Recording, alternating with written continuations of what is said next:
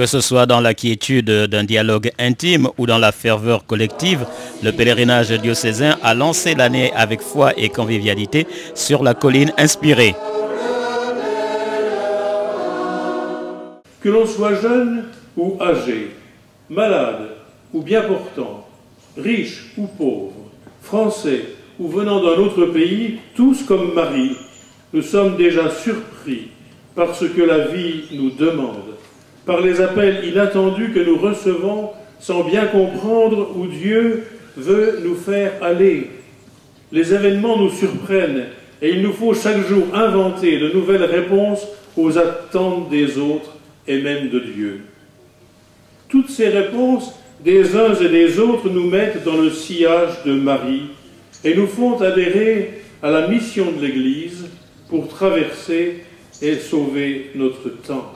Conduit par Monseigneur Jean-Louis Papin, accompagné cette année par l'évêque émérite de Belfort, Monseigneur Claude Choquer, ce rendez-vous habituel du diocèse a offert aux participants des moments de rencontre, de dialogue et de célébration, tous aussi riches les uns que les autres. Je savais qu'il existait ce pèlerinage, mais je ne prenais pas le temps, je ne m'organisais pas. Et là, je suis très très heureuse d'être là aujourd'hui, parce qu'en fait, il y a déjà beaucoup de personnes de ma paroisse.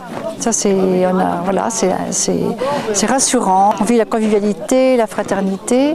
Et puis alors, le fait de se rencontrer, de partager un petit peu ce qu'on vit, à la fois dans nos paroisses, dans nos familles, de retrouver des visages connus, c'est quelque chose de fort. C'est un lieu plein de profondeur et donc et d'élévation d'ailleurs, et c'est très agréable de se retrouver en préparation d'une année spirituelle diocésaine. C'est assez extraordinaire.